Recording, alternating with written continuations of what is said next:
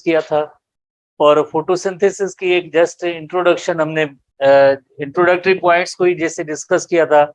ये structure chloroplast की structure है, जिसके अंदर आपको पता है कि थाइलेक्वाइड की सह की आप एक बैग लाइक स्ट्रक्चर है, जिसके अंदर यकीनन जैसे लाइट रिएक्शन होता है, और लाइट रिएक्शन के हवाले से हमने पढ़ा था कि वाटर की स्प्लिट होगी, फोटोलाइसिस ऑफ वाटर होगी, जिसमें ऑक्सीजन भी बनेगी। इसी थाइलेक्वाइड की मेम्ब्रेन के अंदर एक इलेक्ट्रॉन ट्रांसपोर्ट चेन या ईटीसी भी मौजूद है, और इस ईटीसी इलेक्ट्रॉन ट्रांसपोर्ट चेन के हवाले से अल्टीमेटली जैसे एक एनएडीपीएच मॉलिक्यूल भी बनेगा, एटीपी मॉलिक्यूल भी बनेगा, जो ये दोनों केल्विन साइकिल को ड्राइव करने के लिए, केल्विन साइकिल या जिसे आप कहते हैं डार्क रिएक्शन भी कहते हैं, उसको ड्राइव करने के लिए, जिसमें अल्टीमेटली जैसे ग्लूकोज बनती है, तो केल्विन साइकिल को ड्राइव करने के लिए ये दोनों का यूज या इस्तेमाल होगा, एटीपी और एनएडीपीएच। तो देन जो एनएडीपी और एडीपी प्लस पी, इनमें से वापस लाइट रिएक्शन के दौरान ये वापस एटीपी और एनएडीपीएच बनते हैं। तो ओवरऑल जिसमें लाइट रिक्वायर्ड होती है तो उसे हम कहते हैं लाइट डिपेंडेंट और लाइट रिएक्शन। लाइट के बगैर लाइट इंडिपेंडेंट रिएक्शन, यानी लाइट का होना जरूरी नहीं है। बिकॉज लाइट क्यों जरूरी होती है? लाइट इस वजह से जरूरी होती है कि सोलर एनर्जी को केमिकल एनर्जी में कन्वर्ट करना है, और लाइट एनर्जी की वजह से जो इलेक्ट्रॉन होते हैं, जैसे इलेक्ट्रॉन एक्साइट होते हैं, जो क्लोरोफिल मॉलिक्यूल से इलेक्ट्रॉन जो यकीनन इलेक्ट्रॉन ट्रांसपोर्ट चेन के अंदर जाएंगे, और फाइनली जैसे एनएडीपीएच जो बनता है, उसके लिए फाइनल और टर्मिनल इलेक्ट्रॉन एक्सेप्टर होना चाहिए, जिसमें अल्टीमेटली एनएडीपीएच बने, जो आगे केल्विन साइकिल को ड्राइव करे। तो ये ओवरऑल जैसे इलस्ट्रेशन थी, हमने जैसे डिस्कस किया था। तो सबसे पहले हम हमारे बुक के हवाले से रोल ऑफ लाइट में आएंगे कि लाइट क्यों जरूरी होती है। जैसे आपको पता है कि लाइट फोटोसिंथेसिस के हवाले से लाइट का वेरी इंपॉर्टेंट रोल है। जैसे सुबह भी जैसे हमने डिस्कस किया था, ये जो थाइलेक्वाइड है, थाइलेक्वाइड के अंदर जैसे एक PS2 और PS1, photo system 2 and photo system 1, thylakoid की मेम्ब्रेन के अंदर PS2 एंड PS1। तो इसके अंदर जैसे काफी सारी जो पिगमेंट मॉलिक्यूल होते हैं, पिगमेंट मॉलिक्यूल वो मॉलिक्यूल होते हैं जो लाइट को जैसे एब्जॉर्ब करते हैं। लाइट को एब्जॉर्ब करने के बाद उसकी जो एक जैसे रिफ्लेक्शन भी होती है, एब्जॉर्प्शन भी लाइट की होती है। रिफ्लेक्शन से वो लाइट का जो कलर जो हमें विजिबल कलर की सूरत में नजर आते हैं। तो एक जिस तरह से पिगमेंट मॉलिक्यूल है plus protein, pigment plus protein molecule photo system 2 and photo system 1 के अंदर है। तो ये पिगमेंट मॉलिक्यूल जैसे सनलाइट पैकेट्स की में ट्रैवल करती है, या जिसे फोटॉन कहते हैं। तो ये जैसे PS है, फोटो सिस्टम है, फोटो सिस्टम के अंदर जैसे प्रोटीन प्लस पिगमेंट, ये सारे पिगमेंट मॉलिक्यूल है। ये ओवरऑल हम इसे कहेंगे फोटो सिस्टम, और इसके अंदर ये जो है पिगमेंट मॉलिक्यूल है, प्लस प्रोटीन मॉलिक्यूल भी होते हैं। तो लाइट जो ट्रैवल कर रही है, फोटॉन्स, इसके देन जो है पिगमेंट मॉलिक्यूल इसको एब्जॉर्ब कर रहे हैं। एब्जॉर्ब करने के बाद देन एक खास मॉलिक्यूल है chlorophyll A molecule, primary pigment reaction, जैसे फोटो सिस्टम 2 हो या फोटो सिस्टम 1 हो, उनके अंदर एक जैसे वेरी इंपॉर्टेंट मॉलिक्यूल होता है प्राइमरी पिगमेंट रिएक्शन। जैसे आमतौर पे उससे रिएक्शन सेंटर के अंदर special pair of chlorophyll A molecule होता है।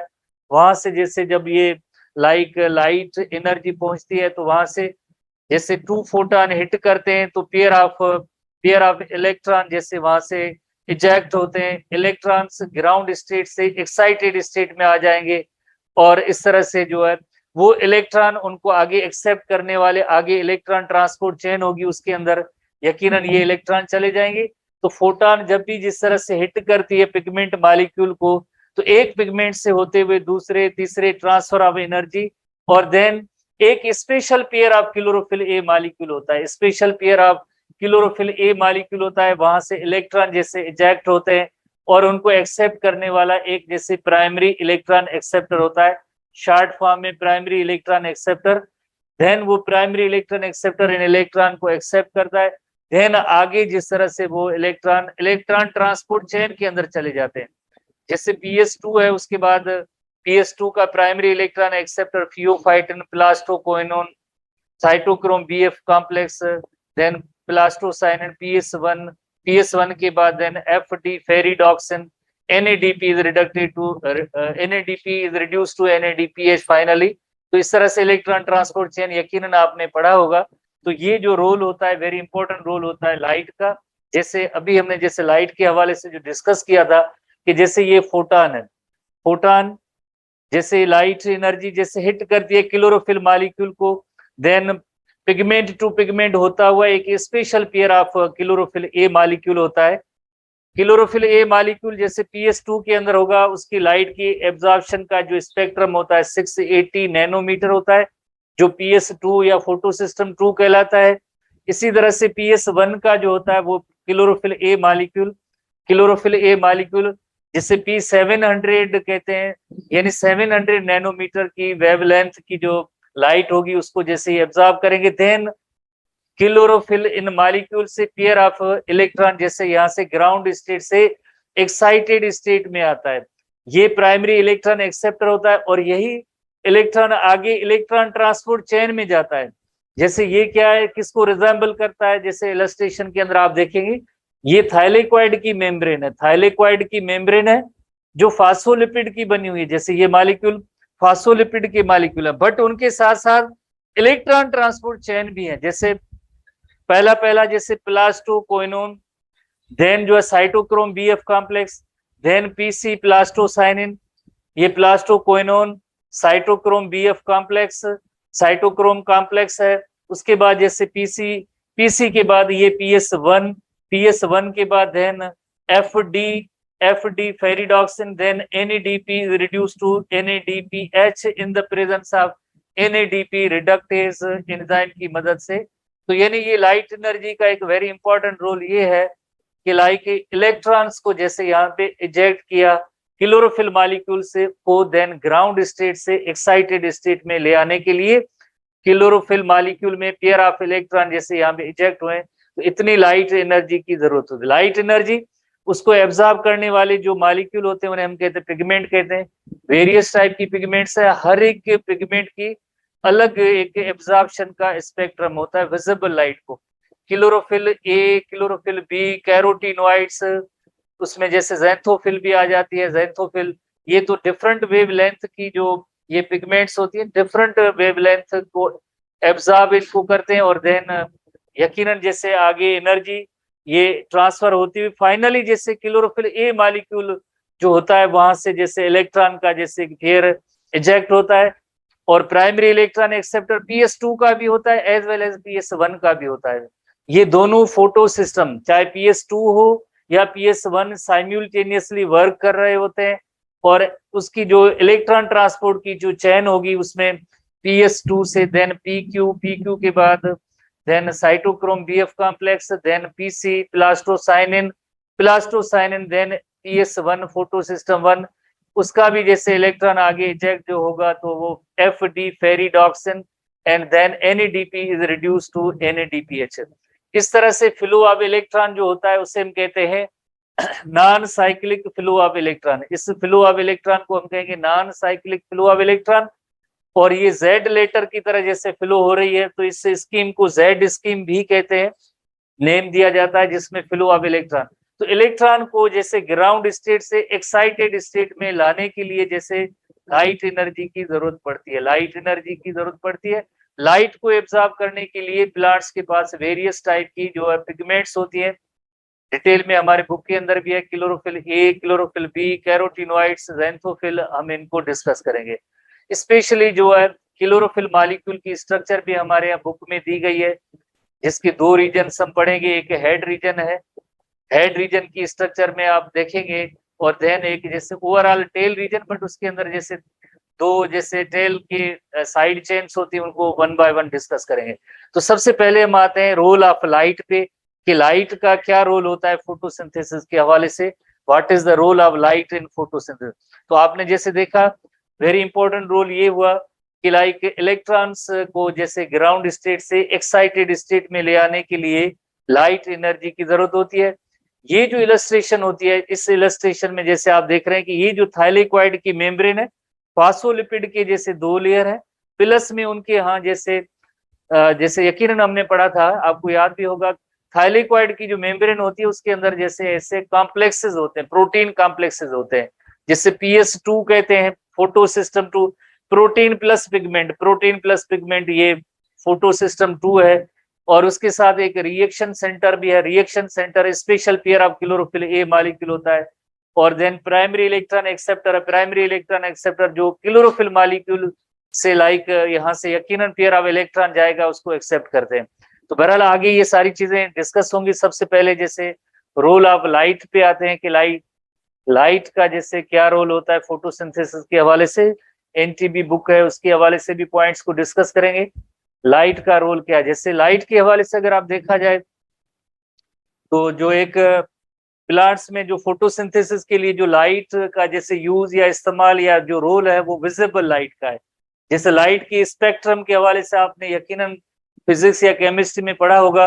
विजिबल लाइट जो बहुत ही एक स्मॉल जो वेवलेंथ है उस पे जैसे ये विजिबल लाइट पे हम देखेंगे कि उसकी जो वेवलेंथ है 400 नैनोमीटर से लेकर तकरीबन 700 नैनोमीटर तक।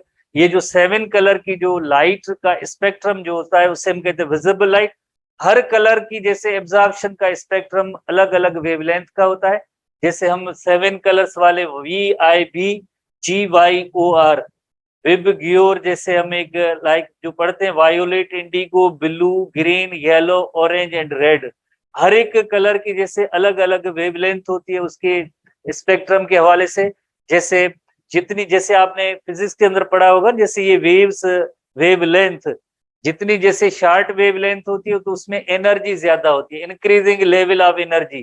तो ये जितनी शॉर्ट लेंथ होगी वेवलेंथ होगी तो उतनी उसमें ज्यादा एनर्जी होगी। तो 400 ये जो शॉर्ट वेवलेंथ है और 700 जो है इसमें वेवलेंथ ये जरा विजिबल लाइट के हवाले से अगर हम कंपेयर करें तो यानी यकीनन जो 400 नैनोमीटर की वेवलेंथ है इसमें ज्यादा एनर्जी होगी। और जिस तरह से रेड लाइट है उसमें यकीनन ये 700 नैनोमीटर एज कंपेयर टू, तो उसमें जैसे कम जो है जैसे एनर्जी होती है, लाइट एनर्जी होती है। तो हर एक पिगमेंट की जो एब्जॉर्प्शन का स्पेक्ट्रम होता है वो अलग अलग होता है। एक्सपेरिमेंट परफॉर्म किए गए कि बेस्ट जैसे लाइक कौन सी पिगमेंट्स होती है जो ज्यादा जैसे लाइट को जैसे एब्जॉर्ब करती है, जिनमें एनर्जी ज्यादा होती है। तो इस हवाले से एक्सपेरिमेंटेशन की गई और हमारे बुक में उसका एक ग्राफ भी दिया गया है जैसे विजिबल लाइट के हवाले से। जैसे ये आखिर में जैसे रेड लाइट है उसके बाद इंफ्रारेड शुरू होता है, रेड के बाद इंफ्रारेड। यहाँ पे पहला कलर जैसे वायोलेट है, वायोलेट कलर से पहले अल्ट्रावायोलेट, अल्ट्रावायोलेट के बाद देन यकीनन यहाँ पे violet, indigo, blue, green, yellow, orange and finally red colour की VIBGYOR। हर एक जैसे अलग उसकी जो एक वेवलेंथ है कलर के हवाले से। तो इसी तरह से हम देखेंगे कि लाइक कौन कौन से जैसे 7 कलर है विजिबल लाइट के हवाले से। आपको पता है कि इंफ्रारेड और अल्ट्रावायोलेट के दरमियान जैसे विजिबल लाइट है तो 400 नैनोमीटर से लेकर 700 नैनोमीटर तक हर एक जैसे जो विजिबल लाइट की अलग अलग वेवलेंथ है उसकी जैसे 400 नैनोमीटर जैसे ये इसमें ज्यादा एनर्जी होगी as compare to 700 nanometre.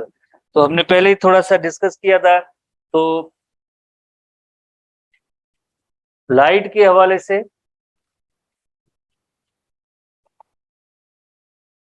Experiment जो की गई तो उसमें इस तरह का ग्राफ है जैसे ये वेवलेंथ है और ये डिफरेंट कलर्स है। तो आप जैसे देखिए ब्लू कलर की जो लाइट होती है उसकी जैसे यकीनन जो है लाइट के एब्जॉर्प्शन स्पेक्ट्रम के हवाले से ये ब्लू लाइट किस कलर की जैसे लाइट जैसे ब्लू कलर में वेवलेंथ इसमें जैसे यकीनन इसमें एनर्जी ज्यादा होती है। वेवलेंथ ऑफ क्लोरोफिल मॉलिक्यूल जो क्लोरोफिल बी है वो ब्लू लाइट को जैसे एब्जॉर्ब करता है, इसमें जो इसकी वेवलेंथ ज्यादा है।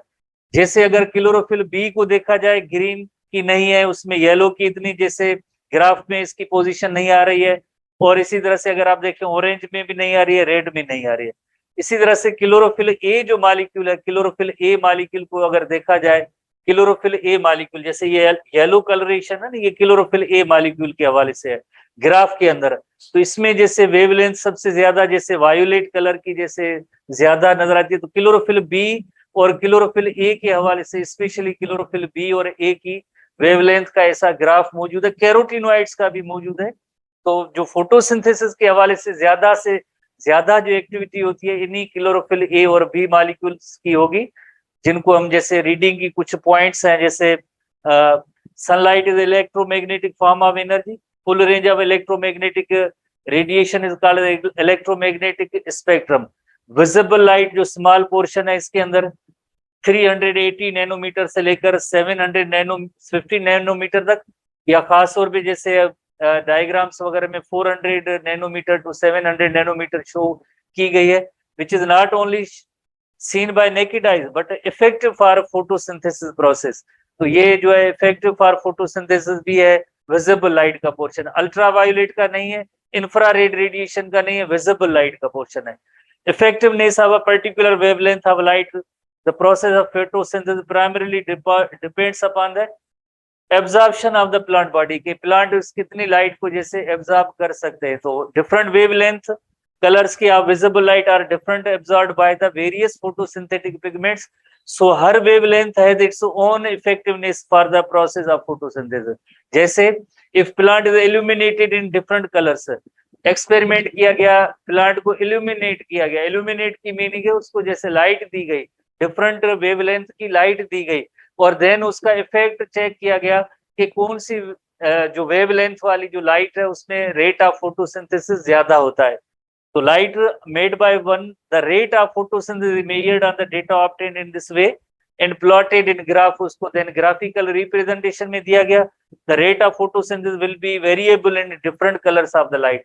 जैसे हमने देखा कि rate of photosynthesis chlorophyll B के हवाले से जैसे ज्यादा था, तो आखिर में कार हम जैसे देखेंगे कि क्लोरोफिल बी, जिसकी जैसे क्लोरोफिल बी के हवाले ऐसी तस्वीर हमारे बुक में भी है, जो क्लोरोफिल बी ब्लू कलर की जैसे वेवलेंथ सबसे ज्यादा उसका लाइट का स्पेक्ट्रम है. कैरोटिनॉइड्स में इतना ज्यादा नहीं है, बट कैरोटिनॉइड्स भी जरूरी होती है बिकॉज लाइट तो बहुत ज्यादा क्वांटिटी आ भी रही होती है, और उसको एब्जॉर्ब करने की भी जो वेरियस वेवलेंथ की जो पिगमेंट, हर एक की पिगमेंट अलग उसकी वेवलेंथ है, कैरोटिनॉइड भी होनी चाहिए. तो ये एक्सेस जो लाइट आती है यकीनन क्लोरोफिल मॉलिक्यूल को डिस्ट्रॉय कर सकती है. तो ऐसी जो accessory other than chlorophyll molecule के दूसरी भी पिगमेंट्स होती हैं वो जरूरी है, जैसे फोटो रिसेप्शन का काम करती है, जैसे एक्स्ट्रा लाइट है वो डैमेज कर सकती है क्लोरोफिल मॉलिक्यूल को, या ऐसे होगा कि कैरोटिनॉइड्स कभी जो है यकीनन जैसे क्लोरोफिल मॉलिक्यूल को भी जैसे ये फोटोन या एनर्जी दे सकते हैं. तो आगे जैसे ये सारी चीजें मौजूद हैं, बट ये सबसे ज्यादा जैसे क्लोरोफिल बी मॉलिक्यूल, जैसे यकीनन क्लोरोफिल बी जो और chlorophyll A that are very necessary for the photosynthesis. तो प्राइमरी पिगमेंट जैसे क्लोरोफिल ए मॉलिक्यूल, जिसका फार्मूला भी हमारी बुक के अंदर, एसटीबी बुक के अंदर भी मौजूद है. बहुत ही इंपॉर्टेंट सवाल, C55H72O5N4Mg फार्मूला. इसी तरह से वो क्लोरोफिल ए और बी दोनों का फार्मूला दिया गया है. मैं इस वजह से ये रिपीट कर रहा हूँ, बता रहा हूँ, बिकॉज ये सवाल टेस्ट में एक दो बार आ चुका है. एंट्री टेस्ट के जो सवाल है उसके अंदर क्लोरोफिल ए और बी का जो फार्मूला पूछा गया था, सवाल पूछा गया था. तो इस वजह से chlorophyll A and chlorophyll B का जैसे ये फार्मूला है आपको याद रखना है. तो क्लोरोफिल ए मॉलिक्यूल जो ब्लूइश ग्रीन पिगमेंट है, सारे photosynthetic organism except photosynthetic bacteria उनके अंदर पाई जाती है, सबके अंदर. तो ये प्राइमरी पिगमेंट कहलाती है. इसी तरह से chlorophyll b molecule yellowish green pigment है. कहाँ कहाँ पे, जैसे photosynthetic organism but brown red algae and photosynthetic bacteria minus. इस तरह से अल्जी के अंदर भी क्लोरोफिल मॉलिक्यूल होते हैं, बट उनकी नेम है chlorophyll c d e molecule है. Xanthophyll orange and red colour की पिगमेंट्स हैं. Carotenoids absorb blue green and violet wavelength और reflect red yellow and orange. कोई भी चीज जैसे आपने फिजिक्स के लॉज में पढ़ा होगा, रिफ्लेक्ट होके आती है तो वो हमें नजर आती है, बाकी जो लाइट है वो एब्जॉर्ब होती है. तो लाइट के इनके जो एब्जॉर्प्शन के कलर हैं, रेड ब्लू है, ग्रीन है एंड वायोलेट वेवलेंथ के है.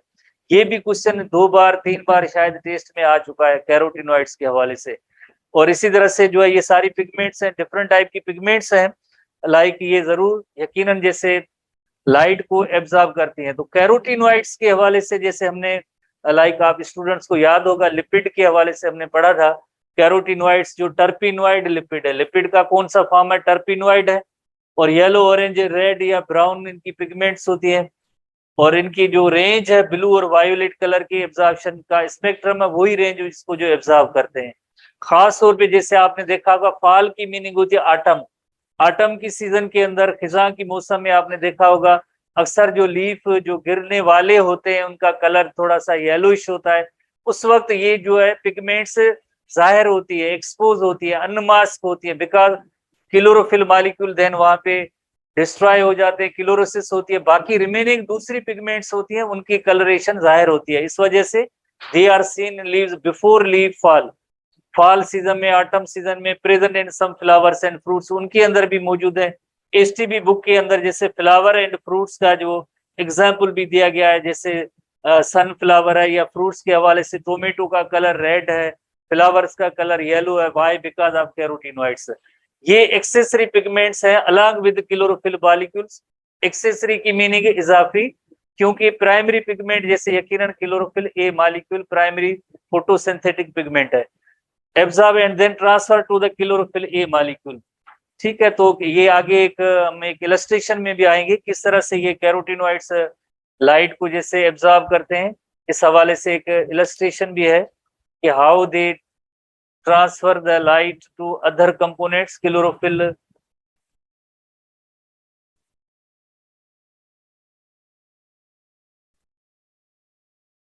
लाइट की एब्जॉर्प्शन का स्पेक्ट्रम,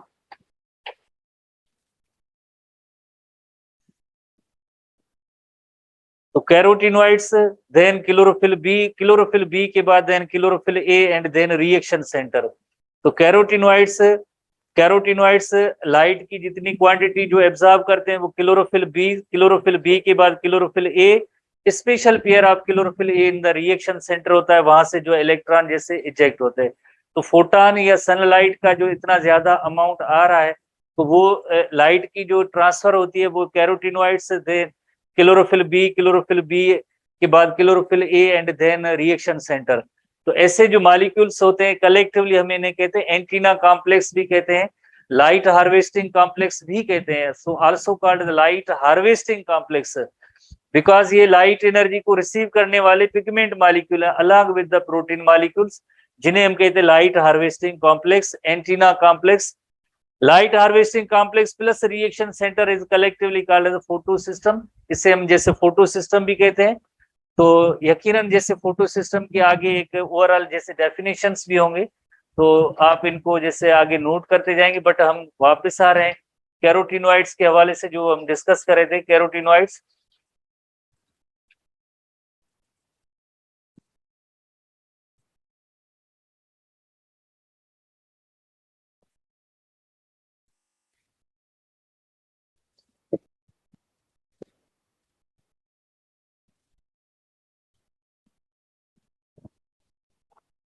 ठीक है ना, यहाँ पे carotenoid transfer it to the chlorophyll A, carotenoids act as accessory pigment. तो अभी हमने देखा कि कैरोटीनॉइड्स की जो लाइट का एब्जॉर्प्शन का जो स्पेक्ट्रम होता है कैरोटीनॉइड से, देन क्लोरोफिल बी के बाद क्लोरोफिल ए के बाद देन रिएक्शन सेंटर के बाद देन वहां से pair of electron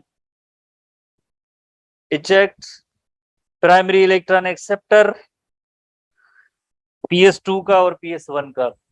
so therefore they protect the chlorophyll A from the excess light. जैसे आपको पता है कि लाइट की क्वांटिटी तो ज्यादा आ रही है, डायरेक्टली क्लोरोफिल ए के पास नहीं गई है, तो ये क्लोरोफिल ए मॉलिक्यूल को जैसे एक्सेस लाइट से भी बचाते हैं।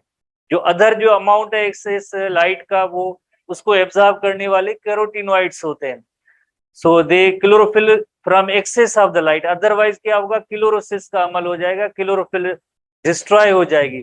इसी तरह से कैरोटीनॉइड्स के हवाले से हमारी बुक में है कि they attract insects and birds and other animals for pollination and dispersal of their spores. उसके लिए भी क्लोरोफिल ये कैरोटीनॉइड्स का इंपॉर्टेंट रोल है। आगे कैरोटीनॉइड्स दो किस्म की कैटेगरीज दी गई, एक जैसे कैरोटीन एंड ज़ैंथोफिल। कैरोटीन के हवाले से जब हम पढ़ते हैं कि ये ऑरेंज कलर की पिगमेंट है, xanthophyll refers to yellow colour. तो इसमें एग्जाम्पल भी मोर ओवर और दिया गया है, जैसे कि बीटा कैरोटीन और बी कैरोटीन है, और ज़ैंथोफिल का जैसे ल्यूटिन जैसे एग्जाम्पल दिया गया है। The found in most photosynthetic eukaryotic organism. तो xanthophyll are yellow in colour and they are also composed of isoprenoid unit. जैसे हमने लिपिड्स के अंदर आइसोपेरिनोइड यूनिट पढ़ा था C5H8, वही सेम वाला। और ल्यूटिन जो है distributed xanthophyll is responsible for yellow colour. जैसे फोलिएज इन ऑटम, फोलिएज कहते हैं यकीनन जैसे जो लीव्स होते हैं कलेक्टिवली उन्हें फोलिएज कहते हैं, उनके अंदर भी जैसे यही सेम येलो कलर कैरोटीनॉइड्स की वजह से होता है, ये येलो कलर कैरोटीनॉइड्स की वजह से। ज़ैंथोफिल, ज़ैंथोफिल जैसे आपको पता है कि ज़ैंथोफिल येलो कलर का, इसी तरह से कैरोटीन जो बीटा कैरोटीन है ये भी इसमें जैसे ऑरेंज कलर, ये आइसोपेरिनोइड यूनिट का जैसे बना होता है, ये कैरोटीनॉइड की कैटेगरी में आते हैं, कैरोटीनॉइड की कैटेगरी में आते हैं। अब जैसे हम एक थोड़ी सी लाइट के रोल के हवाले से पढ़ेंगे कि लाइट एनर्जी कितनी जरूरी होती है फोटोसिंथेसिस के लिए। जैसे आपको पता है कि अगर लाइट नहीं होगी तो इलेक्ट्रॉन जैसे ग्राउंड स्टेट से एक्साइटेड स्टेट भी नहीं आएगी, इलेक्ट्रॉन ट्रांसपोर्ट चेन भी नहीं होगी, और NADPH भी नहीं बनेगा, और ATP भी नहीं बनेगे, ATP मॉलिक्यूल भी नहीं बनेंगे। सारा लाइट डिपेंडेंट रिएक्शन है वो नहीं हो सकेगा। तो जैसे अगर सनलाइट जैसे बढ़ती जाती है तो रेट ऑफ फोटोसिंथेसिस भी बढ़ता जाएगा एक लिमिट तक, बट एक्सेस लाइट होती है आपको पता है वो भी जैसे फोटोसिंथेसिस का रेट आगे एक्सेस लाइट में आगे नहीं बढ़ता है। तो इसकी ग्राफिकल रिप्रेजेंटेशन ये होती है, एक जैसे लाइट इंटेंसिटी हॉरिजॉन्टल लाइन पे, rate of reaction vertical line पे। जैसे लाइट इंक्रीज होती है तो रेट ऑफ रिएक्शन बढ़ता है, उसके बाद क्या होगा कि जस्ट एक स्टॉप हो जाता है, सेम रह जाता है, कोई उसके अंदर चेंज नहीं आती है, नो ग्रोथ नो डेक्लाइन वाली कंडीशन आ जाती है। तो यानी जितनी शुरू में अगर इनिशियल अगर लाइट जितनी बढ़ती जाएगी रेट ऑफ फोटोसिंथेसिस उतना बढ़ता जाएगा। तो ऐसा ग्राफ जो आगे जैसे यकीनन एक स्ट्रेट लाइन हो जाती है, इसका मतलब है कि नहीं वो रिएक्शन बढ़ा है नहीं कम हुआ है। तो इस ये शो कर रही है कि एक लाइट का जैसे अमाउंट थोड़ा सा कांस्टेंट हो गया है तो रेट ऑफ रिएक्शन वही सेम रहता है। तो light intensity increases, reaction will increase. जैसे लाइट इंटेंसिटी बढ़ती है रेट ऑफ फोटोसिंथेसिस भी बढ़ेगा। As more chlorophyll are being photoactivated, जितने क्लोरोफिल मॉलिक्यूल एक्टिवेट होंगे, जैसे इलेक्ट्रॉन जैसे ग्राउंड स्टेट से एक्साइटेड स्टेट में आएंगे, NADPH ज्यादा, ATP ज्यादा बनेगा, तो यकीनन जैसे वो डार्क रिएक्शन भी इतना जैसे ज्यादा ड्राइव होगा, फोटोसिंथेटिक यील्ड या प्रोडक्ट भी ज्यादा, रेट ऑफ फोटोसिंथेसिस ज्यादा। At certain light intensity photosynthetic rate will be plateau. Plateau की मीनिंग होती है ना उसमें ग्रो करे ना डिक्लाइन हो, सेम इक्वल एक जैसा रहे। As available chlorophyll are saturated with the light, जितने क्लोरोफिल मॉलिक्यूल थे वो सब जैसे उसको फोटोन जैसे हिट करें सैचुरेटेड हो गए। ऐसे जिस तरह से आपको याद होगा एंजाइम प्लस सबस्ट्रेट, सबस्ट्रेट अगर एक्टिव साइट ऑफ एंजाइम के अंदर जैसे बाइंड होती है तो हम कहते हैं कि एंजाइम सैचुरेटेड हो गया, इसी तरह से ये भी क्लोरोफिल मॉलिक्यूल लाइट के हवाले से सैचुरेटेड हो जाएंगे तो फिर इतना ज्यादा आगे रिएक्शन नहीं होगा। Different wavelength of the light will have different effects on the rate of photosynthesis, जैसे हमने पहले ही पढ़ा है, बट ये डायरेक्टली शुरू में तो डायरेक्टली प्रोपोर्शनल है, जितनी लाइट इंटेंसिटी ज्यादा होगी इतना ही रेट ऑफ फोटोसिंथेसिस बढ़ेगा। फिर क्या होगा कि एक जस्ट स्ट्रेट लाइन शो करती है कि जितने भी लाइट क्लोरोफिल मॉलिक्यूल होंगे वो सब जैसे सैचुरेटेड हो गए विद द लाइट, तो फिर वो लाइट यकीनन जैसे हम कहेंगे डायरेक्ट, अदरवाइज डायरेक्टली प्रोपोर्शनल है। उसके बाद जैसे हम क्लोरोफिल मॉलिक्यूल की जैसे इलस्ट्रेशन को देखेंगे, क्लोरोफिल मॉलिक्यूल किस तरह का बना होता है। जैसे आपको पता है कि क्लोरोफिल मॉलिक्यूल के अंदर जैसे मैग्नीशियम जरूरी होता है जो सेंटर में है, और इसके बाहर जो है पोरफायरिन रिंग होती है।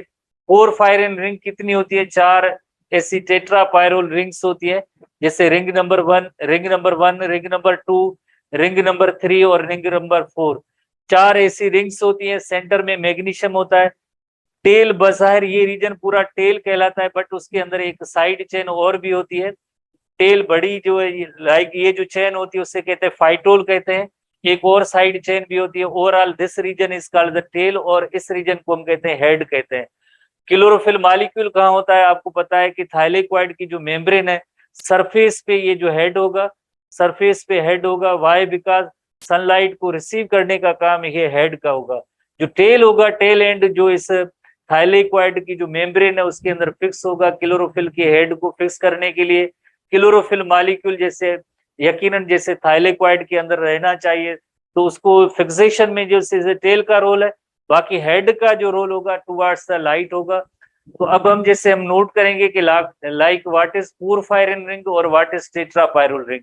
पोरफायरिन रिंग और टेट्रापायरोल रिंग क्या होता है, जैसे एक porphyrin ring and tetrapyrrole ring, इसको हम देखते हैं कि लाइक पायरोल रिंग उससे हम कहते हैं, जैसे लाइक उसके अंदर पायरोल रिंग जो है 5 मेंबर्ड रिंग होती है। फार्मूला उसका होता है C4H4NH, NHC4H4। ये एक 5 मेंबर्ड रिंग होती है, 5 मेंबर्ड रिंग होती है। ऐसी कितनी रिंग्स होती है? ऐसी होती है 4 रिंग्स होती है, ऐसी टोटल 4 रिंग्स होती है। जैसे रिंग नंबर, जैसे अगर हम कहें कि 1 है, रिंग नंबर 2 है, ये 5 मेंबर्ड रिंग है, ये भी 5 मेंबर्ड रिंग है, और ये भी एक 5 मेंबर्ड रिंग है, और इसी तरह से ये भी एक 5 मेंबर्ड रिंग है। तो ये 5 मेंबर्ड रिंग 4 है टोटल, इनका तादाद 4 है, 1 2 3 4।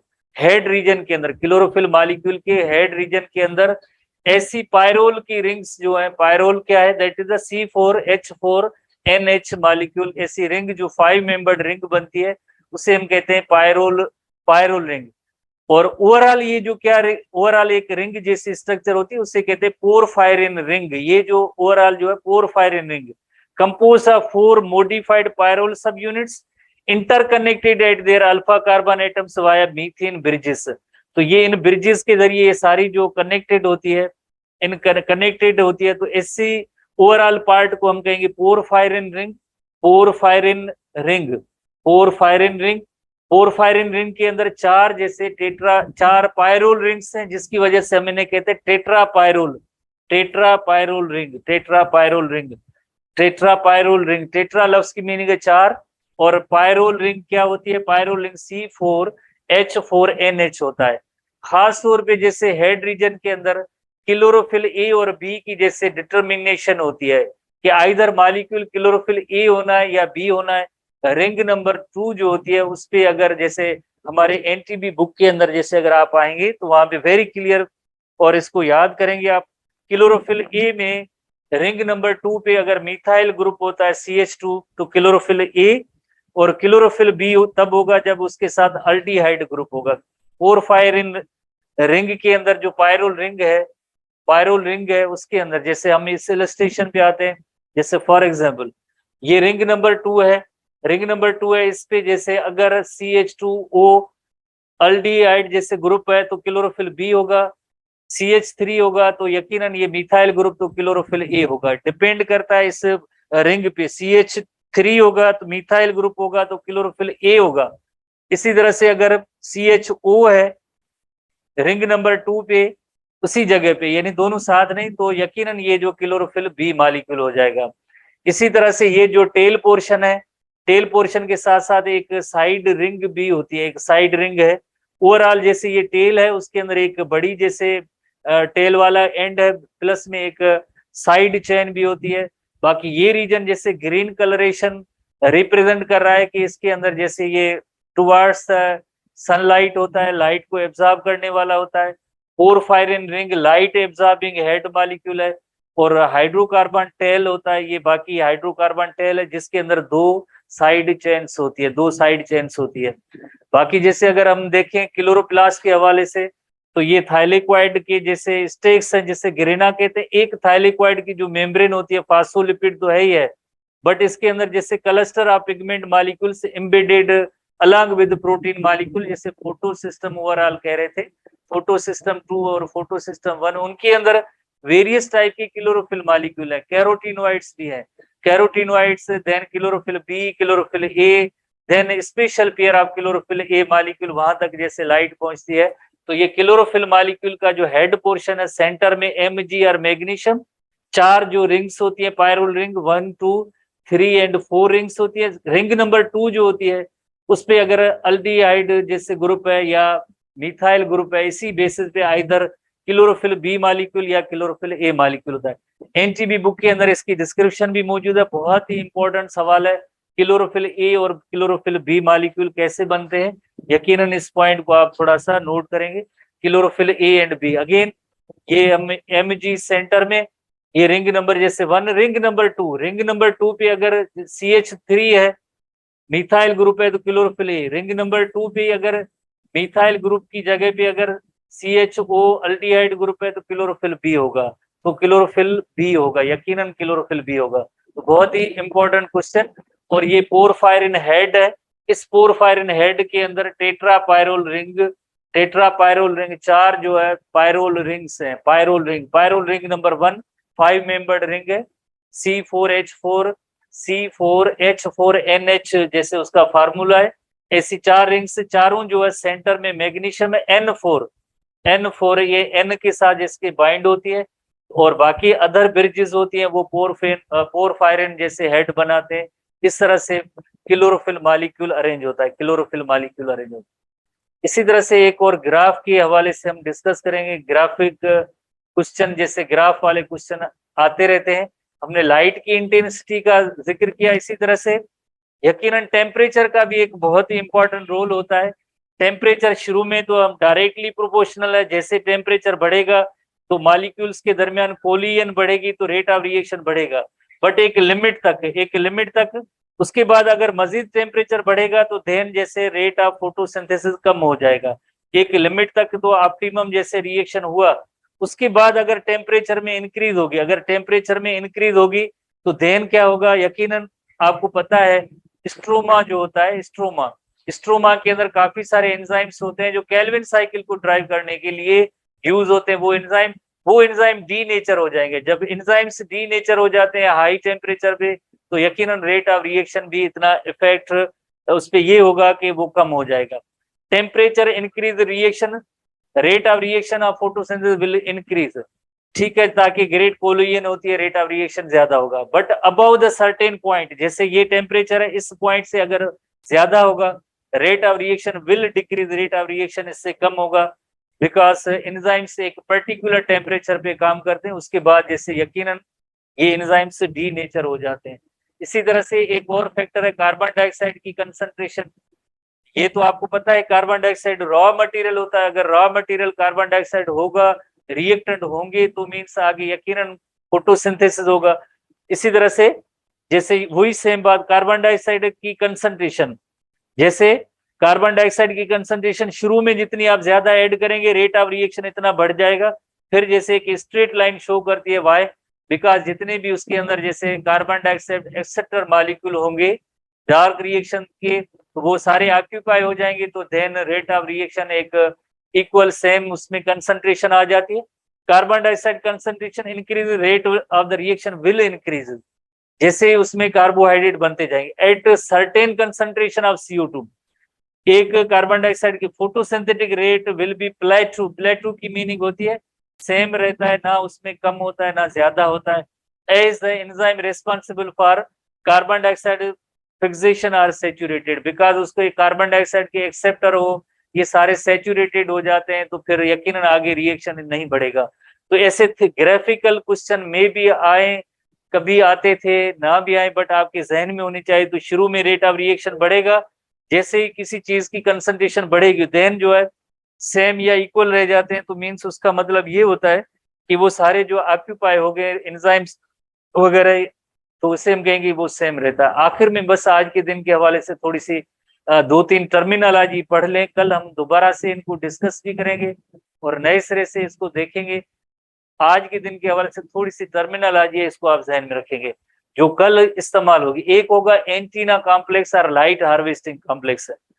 Array of protein plus chlorophyll molecule embedded in thylakoid membrane, ये थाइलेक्वाइड मेम्ब्रेन है और इसके अंदर जैसे प्रोटीन प्लस पिगमेंट जो एक दूसरे के साथ अरेंज होते हैं, जिनका काम होता है which transfer light energy from one chlorophyll to another chlorophyll to special pair of chlorophyll A molecule. जैसे हमने पढ़ा था कि कैरोटीनॉइड से क्लोरोफिल बी, कैरोटीनॉइड से क्लोरोफिल बी से क्लोरोफिल ए, और देन एक special pair of chlorophyll A in the reaction centre होता है। तो इसी तरह से तो इस एरे डिफरेंट जैसे पिगमेंट मॉलिक्यूल है, carotenoid, chlorophyll B, chlorophyll A, special pair of chlorophyll A, जैसे कैरोटीनॉइड है, chlorophyll B, chlorophyll A, then special pair of chlorophyll A molecule embedded with protein molecule. जैसे ये पर्पल कलर है, ये जैसे हम कहेंगे कि ये लाइक प्रोटीन मॉलिक्यूल है, और ये जो है सारे पिगमेंट मॉलिक्यूल है। पिगमेंट प्लस प्रोटीन मॉलिक्यूल, इनको हम कलेक्टिवली कहेंगे लाइट हार्वेस्टिंग कॉम्प्लेक्स। इसे हम कहेंगे light harvesting complex. Light harvesting complex के अंदर एक प्रोटीन आते हैं और दूसरी पिगमेंट मॉलिक्यूल आते हैं, collectively it is called light harvesting complex, जिसे एंटीना कॉम्प्लेक्स भी कहते हैं, एंटीना मॉलिक्यूल भी कहते हैं। दूसरा जो टर्म आप सीखेंगे वो है reaction centre, complex of several protein, pigment and other cofactors that execute the primary energy conversion of the reaction center of the photosystem। जैसे ये ओवरऑल जैसे रिएक्शन सेंटर है, जिसके रिएक्शन सेंटर है और इसके अंदर जैसे एक special pair of chlorophyll A molecule है। क्लोरोफिल ए मॉलिक्यूल जैसे अगर फोटो सिस्टम 2 होगा तो इस क्लोरोफिल मॉलिक्यूल का लाइट स्पेक्ट्रम एब्जॉर्प्शन का स्पेक्ट्रम 680 नैनोमीटर होगा। सेम इसी तरह से PS1 का जो क्लोरोफिल ए मॉलिक्यूल होगा उसकी लाइट की एब्जॉर्प्शन का स्पेक्ट्रम होगा 700 नैनोमीटर। तो special chlorophyll A molecule reaction centre के अंदर होता है, रिएक्शन सेंटर के अंदर होता है। इसी तरह से तीसरा जो टर्म सीखेंगे photo system, the combination of antenna molecules. Antenna molecules उसमें क्या है, लाइट हार्वेस्टिंग कॉम्प्लेक्स है, protein plus pigment molecule. Reaction centre जिसके अंदर आपने देखा कि एक special pair of chlorophyll A molecule है and primary electron acceptor, plus में आप primary electron acceptor, collectively it is called photo system. तो फोटो सिस्टम जैसे PS2 एंड PS1 जो नेम दिए गए हैं, PS2 बिकॉज उसके अंदर स्पेशल क्लोरोफिल ए मॉलिक्यूल जो होता है उसकी जो लाइट की एब्जॉर्प्शन स्पेक्ट्रम है वो 680 है, तो इसे P680 भी कहते हैं PS2 को।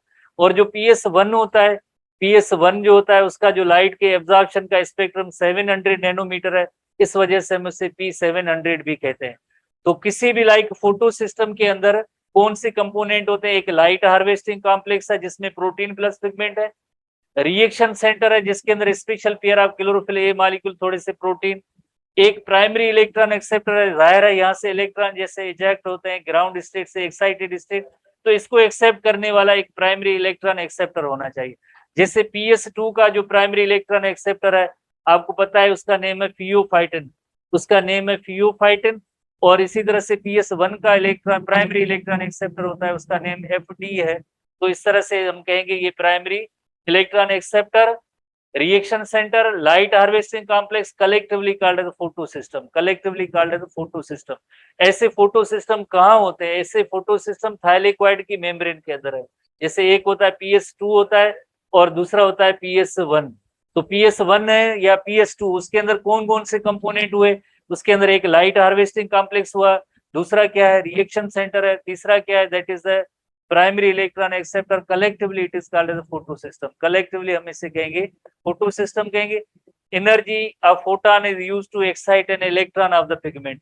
तो जाहिर है ये जो फोटोन की जो एनर्जी है ये किस मकसद के लिए यूज होती है, जो pigment molecule specially chlorophyll A molecule है उसमें जैसे इलेक्ट्रॉन को एक्साइट करने के लिए ये एनर्जी यूज होती है, यही जैसे मेन और इम्पोर्टेंट रोल हुआ। तो कल हम इसको दोबारा से भी थोड़ा देखेंगे फोटोसिंथेसिस के हवाले से। अभी हमने फोटोसिंथेसिस की मैकेनिज्म जैसे कहें कि अब कोई भी नहीं पढ़ी है, कल जैसे वाटर का रोल भी पढ़ेंगे और वाटर का रोल क्या होता है और जैसे लाइट रिएक्शन क्या होगा, डार्क रिएक्शन, ऐसा ऐसा डिटेल में आगे चलते जाएंगे। जस्ट ये आज थोड़ा सा इंट्रोडक्शन था। होपफुली सी यू नेक्स्ट, कल हम इसको आगे देखेंगे।